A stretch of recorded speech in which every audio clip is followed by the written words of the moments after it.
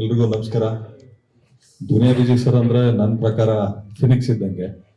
ಯಾಕಂದ್ರೆ ವೇದಿಕೆಗೆ ಮೇಲೆ ನಿಂತಾಗ ಮೈಕ್ ಕೊಟ್ಟಾಗ ಮಾತಾಡಬೇಕು ಅಂತ ಕೆಲವೊಬ್ರು ಮಾತಾಡ್ತಾರೆ. ಅದ್ರ ನನ್ನ ಬಗ್ಗೆ ನಿಮ್ಮೆಲ್ಲರಿಗೂ ಚೆನ್ನಾಗಿ ಗೊತ್ತಿದೆ, ಏನಿದೆ ಅದನ್ನ ನೇರವಾಗಿ ಮಾತಾಡ್ತೀವಿ. ಯಾಕಂದ್ರೆ ನನ್ನ ದುನಿಯಾ ವಿಜಯ್ ಸರ್ ಸಂಪರ್ಕ ಬಹಳ ವರ್ಷಗಳಿಂದ. ನನಗೆ ಅವರಲ್ಲಿ ಏನ್ ಬಹಳ ಇಷ್ಟ ಆಗಿದ್ದು ಅಂದ್ರೆ, ಯಾರಾದ್ರೂ ಕ್ಯಾಮ್ರಾ ಮುಂದೆ ನಿಂತಾಗ ಕ್ಯಾಮ್ರಾ ಹಿಂದ್ಗಡೆ ಇರೋರ ಬಗ್ಗೆ ಕಮೆಂಟ್ ಮಾಡೋದು ಬಹಳ ಈಸಿ. ಒಬ್ಬ ಪ್ರೊಡ್ಯೂಸರ್ ಆಗಿ, ಒಬ್ಬ ಡೈರೆಕ್ಟರ್ ಆಗಿ, ಒಬ್ಬ ಹೀರೋ ಆಗಿ, ಒಬ್ಬ ಪ್ರೇಕ್ಷಕನಾಗಿ ಜವಾಬ್ದಾರಿಯುತವಾಗಿ ಸಿನಿಮಾ ಮಾಡ್ಕೊಂಡು ಬಂದಿದ್ದಾರೆ. ಅದನ್ನ ಪ್ರೂವ್ ಮಾಡಿದ್ದಾರೆ. ಎಲ್ಲರೂ ಹೇಳ್ತಾರೆ ಎಲ್ಲಾ ಕೆಲಸ ಎಲ್ಲರ ಕೆಲವು ಮಾಡಕ್ಕಾಗಲ್ಲ ಅಂತ. ಮನ್ಸಿದ್ರೆ ಸಾಕು ಯಾವ ಕೆಲಸ ಬೇಕಾದ್ರೂ ಮಾಡ್ಬೋದು ಅಂತ.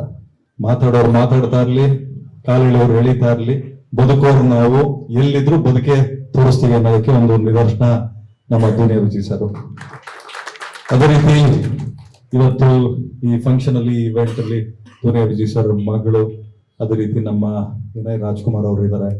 ಇನ್ನ KP ಶ್ರೀಕಾಂತ್ ಸರ್. ನಾನು ಅವ್ರ ಬಗ್ಗೆ ಬಹಳ ಖುಷಿ ಪಡೋದೇನು ಅಂದ್ರೆ, ಸಿನಿಮಾ ಪ್ರಮೋಷನ್ ಮಾಡೋದು ಕಲ್ತಿದ್ದ ನಾವು KP ಶ್ರೀಕಾಂತ್ ಸರ್ ವತಿಯಿಂದ. ಯಾಕೆಂದ್ರೆ publicity, there is no business like show business ಅಂತಾರಲ್ಲ, ಹಂಗೆ ನಿಮ್ಮ ಡಬ್ಬದಲ್ಲಿ ಏನಿದೆ ಏನಿಲ್ಲ ಗೊತ್ತಿಲ್ಲ, ಅಲ್ಲಾಡಿಸ್ತಾ ಇರ್ಬೇಕಷ್ಟೇ, ಜನ ತಿರುಗಿ ನೋಡ್ಬೇಕು. ಯಾವತ್ತೂ ಅಷ್ಟೇ ಸೀಡ್ ನಾವು ಬಿತ್ತಬೇಕು. ಯಾವ ಬೀಜ ಏನು ಅಂತ ಮೊಳಕೆ ಹೊಡೆದಲ್ಲಿ ಗೊತ್ತಾಗಬೇಕು ಅದು ಯಾವ ಸಸಿ ಅಂತ. ಯಾಕಂದ್ರೆ ನೋಡೋರು ಗೊತ್ತಿರ್ತದೆ ಯಾವ ಸಸಿ ಅಂತ. ಆ ವಿಚಾರದಲ್ಲಿ ನಾನು KP ಶ್ರೀಕಾಂತ್ ಸರ್ಗೆ ನಾನು ಬಹಳ ಗೌರವಿಸ್ತೀನಿ. ಅದೇ ರೀತಿ ನಮ್ಮ ಗೆಳೆಯರು ನೀನಾಸಂ ಸತೀಶ್ ಅವರು, ಮತ್ತೆ ಮಾಸ್ಟರ್ ಇದ್ದಾರೆ. ನಮ್ಮ ವಿನೋದ್ ಮಾಸ್ಟರ್ ನಮ್ಗೆ ಸೆಟ್ಟಲ್ಲೆಲ್ಲ ಬಹಳಷ್ಟು ಸಲ ಹೊಸಕೋಟೆ ಬಿರಿಯಾನಿ ತಗೊಂಡ್ ತಿನ್ಸಿದ್ರು. ಇವಾಗ ದುನಿಯಾ ವಿಜಯ್ ಸರ್ಗೆ ತಿನ್ಸ್ತೀರಾ. ಅದೇ ರೀತಿ ಇನ್ನ ಅನೇಕ ಸರ್, ನಾನ್ ನಿಮ್ಗೆ ಬಹಳ ಇಷ್ಟಪಡ್ತೀನಿ ನಿಮ್ಮ ಆಕ್ಟಿಂಗು. ಮತ್ತೆ ನಮ್ಮ ಮಾಸ್ತಿ ಕನ್ನಡದ ಆಸ್ತಿ ವೇದಿಕೆ ಮೇಲೆ ಇದ್ದಾರೆ. ಇನ್ನು ಮಾಧ್ಯಮದವರು ಬೇಕಾದಷ್ಟು ಜನ ಇಲ್ಲಿ ಇದೀರಿ.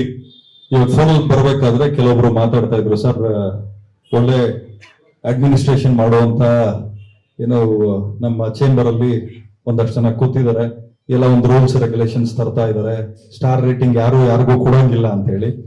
ಸೊ ಒಂದು ಸಿನಿಮಾ ಮಾಡ್ಬೇಕಾದ್ರೆ ಎಷ್ಟು ಕಷ್ಟ ಇರ್ತದೆ. ಒಂದು ಸಿನಿಮಾನ ಮೇಲ್ಸ್ಕೊಂಡು ಥಿಯೇಟರ್ ಅಲ್ಲಿ ಓಡಿಸ್ಕೊಂಡು ಎಕ್ಸಿಬಿಟರ್ ಡಿಸ್ಟ್ರಿಬ್ಯೂಟರ್ ಹತ್ರ ದುಡ್ಡು ವಸೂಲಿ ಮಾಡ್ಕೊಂಡು ಬರೋ ಅಷ್ಟೊತ್ತಿಗೆ ಪ್ರೊಡ್ಯೂಸರು ಮುಕ್ಕಾಲ್ ಭಾಗ ಸತ್ತೋಗಿರ್ತಾನೆ.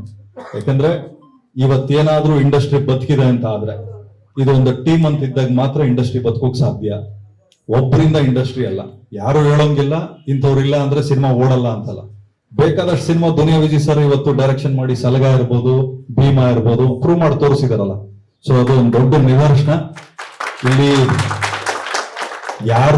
ಯಾರಿಗೋಸ್ಕರ ಅಂತಾನೋ ಇಂಡಸ್ಟ್ರಿನ ಗ್ರಾಂಟೆಡ್ ಆಗಿ ತಗೊಳಂಗಿಲ್ಲ. ಇಂಡಸ್ಟ್ರಿ ಇವ್ರದ್ದು, ಇಂಥ ವರ್ಗದ್ದು ಅಂತೇಳಿ.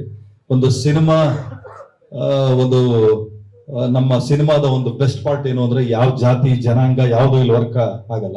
ಒಂದೇ ಜಾತಿ ಸಿನಿಮಾ ಜಾತಿ ಅಷ್ಟೇ. ಯಾವ ಜಾತಿ ಕಲಾವಿದರ ಜಾತಿ, ಯಾವ ಜಾತಿ ನಿರ್ಮಾಪಕರ ಜಾತಿ, ಯಾವ ಜಾತಿ ಟೆಕ್ನಿಷಿಯನ್ ಜಾತಿ ಅನ್ನೋದು ಅಷ್ಟೇ. ಬಹಳ ಖುಷಿ ಆಗ್ತದೆ. ಯಾಕೆಂದ್ರೆ ಅನೇಕ ನಮ್ಮ ಇಲ್ಲ ಇದಾರಲ್ಲ, ನಮ್ಮ ಕನಕ್ಪುರ ರೋಡ್ ಕಿಂಗ್ ಅಂತಾನೆ ಹೇಳ್ಬೋದು. ಯಾಕಂದ್ರೆ ನಮ್ ಜಮೀನ್ ಅಲ್ಲಿದೆ. ಎಲ್ಲಿ ಅಂದ್ರೆ ನಮ್ಮ ಇವ್ರು ಇದಾರಲ್ಲಪ್ಪ, ಯೋಗೇಶ್ ಅವರು, ಅವ್ರ ತಂದೆ ಅವ್ರ ಜಾಗ ಇದೆಯಲ್ಲ ಅಲ್ಲಿ ಅಂತಾರೆ. ನಮ್ದು ಏನೇ ಜಾಗ ಇರ್ಲಿ, ಎತ್ತಾನೆ ಇರ್ಲಿ ಅಂದ್ರೆ ಒಬ್ಬ ಆರ್ಟಿಸ್ಟ್ ಅಂತ ಆದ್ರೆ ಆರ್ಟಿಸ್ಟ್ಗೆ ಕೊಡುವಂತ ಗೌರವ ಅದು. ಯಾಕಂದ್ರೆ ಸರಸ್ವತಿ ಪುತ್ರರು ಅಂತ ಎಲ್ಲಾರನ್ನೂ ಕರೆಯಲ್ಲ.